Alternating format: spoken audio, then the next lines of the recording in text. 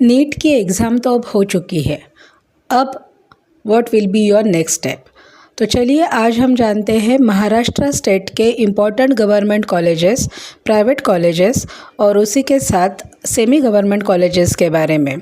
साथ ही में इस वीडियो में हम देखेंगे उनके कट ऑफ्स क्या है, उनका फ़ीस स्ट्रक्चर क्या है और इन गवर्नमेंट कॉलेजेस में अप्लाई करने के लिए what is your eligibility criteria. तो चलिए शुरुआत करते हैं। नमस्ते, मैं हूँ doctor Monica, your NEET mentor, और आज हम देखेंगे top government colleges in Maharashtra. तो सबसे पहले नाम आता है grant medical college Mumbai, Seth GS medical college Mumbai, BJ government medical college Pune, government medical college Nagpur, Lokmanya Tilak municipal medical college Mumbai. अब इनके सबके जो जनरल कैटेगरी के लिए कट ऑफ है, ग्रांट मेडिकल के लिए पिछली बार ऑल इंडिया रैंक था 9127, सेठ जीएस मेडिकल कॉलेज के लिए एआर था 737, बीजे मेडिकल कॉलेज के लिए ऑल इंडिया रैंक थी 9818, गवर्नमेंट मेडिकल कॉलेज नागपुर के लिए ऑल इंडिया रैंक थी 19673, Lokmanya Tilak municipal medical college के लिए ऑल इंडिया रैंक थी पिछली बार 15,900। तो ये हमने इस बार सिर्फ रैंक्स में बात की है, क्योंकि जैसे ही आप सभी जानते हो कि नीट की एग्ज़ाम इस बार बहुत टफ गई है और जो भी आपका सिलेक्शन होगा वो मार्क्स पे नहीं बल्कि आपकी रैंक पे होगा। तो अगर आपके ये रैंक्स है जो हमने अभी स्टेट किए हैं तो आपको अबव कॉलेजेस में एडमिशन मिल सकता है। अब देखते हैं कौन से सेमी गवर्नमेंट कॉलेजेस हैं जिन्हें आपको अप्लाई करना चाहिए। तो जो important semi government medical colleges है वो है KJ Somaiya medical college Mumbai, Terna medical college Navi Mumbai, Maharashtra institute of medical education and research MIMER Pune, NKP Salve institute of medical sciences Nagpur, ACPM medical college Dhule. अब जो फ़ीस रेंज है वो है केजे सोमैया मेडिकल कॉलेज की ऑन एन एवरेज फ़ीस लगती है यहाँ पे 9 लाख से लेके 10 लाख 11 लाख पर एनम के लिए। तेरणा मेडिकल कॉलेज की फ़ीस स्ट्रक्चर में अगर आप देखोगे तो 6,78,000 से लेके तेरणा मेडिकल कॉलेज की फ़ीस को अगर आप देखो तो 6,078। तेरणा मेडिकल कॉलेज की फ़ीस अगर आप देखते हो तो 6,78,000 से लेके 8,60,000 तक ये फ़ी है पर एनम। MIMER पुणे की जो फ़ीस है वो लगभग यहाँ पे अवेलेबल है जो डाटा उस पर उसके अकॉर्डिंगली 7,80,000 है और टू 10 लाख पर एनम। अब जब नीट का कट ऑफ है वो इन सेमी गवर्नमेंट कॉलेजेस में थोड़ा सा गवर्नमेंट कॉलेजेस से कम जाता है और प्राइवेट कॉलेजेस से थोड़ा सा ज़्यादा होता है। पिछली बार केजे सोमैया मेडिकल कॉलेज का कट ऑफ की जो रैंक थी वो 23,000 थी, तो हमें इस पे ध्यान देना है। अब चलिए बात करते हैं प्राइवेट मेडिकल कॉलेजेस महाराष्ट्र में कौन से हैं और वहाँ पे क्या अपॉर्चुनिटीज़ है। हमें ये याद रखना है कि यहाँ पे फ़ीस थोड़ी हायर होती है। तो जो इम्पोर्टेंट प्राइवेट मेडिकल कॉलेजेस है वो है Shrimati Kashibai Navale medical college Pune, doctor Vitthalrao Vikhe Patil medical college Ahmednagar, Terna medical college Navi Mumbai, ACPM medical college Dhule, Vedanta institute of medical sciences Palghar. Fees structure की बात करें तो ऑन एन एवरेज आपको काशीबाई नवले मेडिकल कॉलेज में 12 लाख के आसपास पर एनम फ़ीस हो सकती है।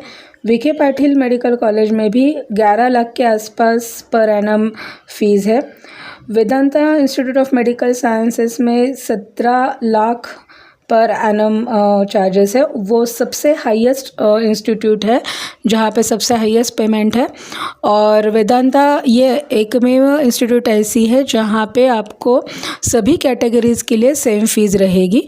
अभी जो फीस स्ट्रक्चर मैंने ऊपर बताया है ऑब्वियसली सिर्फ जनरल कैटेगरी के लिए बताया है, लेकिन यस वीडियो के अंत तक बने रहिए ताकि मैं आपको हर कैटेगरी वाइज कट ऑफ क्या होगा, नंबर्स से कट ऑफ क्या होगा, मार्क्स से कट ऑफ क्या होगा और कैटेगरी वाइज फीस स्ट्रक्चर क्या होगी वो भी मैं आपको बता दूंगी। जब हम बात करते हैं महाराष्ट्र स्टेट के मेडिकल कॉलेजेस की तो हमें ये बात याद रखनी है कि this is an complex ecology. बहुत सारे रिजर्वेशंस यहाँ पे है, बहुत सारे कॉलेजेस है, अभी कुछ नए कॉलेजेस भी खुले हुए हैं, तो टोटल 41 गवर्नमेंट कॉलेजेस अभी तक है यहाँ पे। तो there are so many opportunities. इस वीडियो में हमने सिर्फ जो मेन मेडिकल कॉलेज है उन्हें कवर करने की कोशिश की है। जो एक स्पेशल बात है कि what is the eligibility criteria for applying in Maharashtra medical colleges. Eligibility criteria है, सबसे पहले तो आपके पास महाराष्ट्र का डोमिसाइल सर्टिफिकेट होना ज़रूरी है। दूसरी बात, आपने 10th और 12th पास महाराष्ट्र से की होनी चाहिए। अगर आपके पापा या आपके पेरेंट गवर्नमेंट एम्प्लॉई है और इसकी वजह से सेंट्रल गवर्नमेंट एम्प्लॉई है या फिर डिफेंस में है जिसकी वजह से आपकी ट्रांसफ़र होती रहती है, और अगर आपके पास फिर 10th या 12th का पासिंग आउट आपका महाराष्ट्र का नहीं है पर उनके सर्टिफिकेट्स आपके पास है, in that case also you are eligible to apply for Maharashtra medical colleges. So this is eligibility criteria. अब हम देखते हैं हमारा जो आखिरी वाला सब इम्पोर्टेंट एस्पेक्ट है।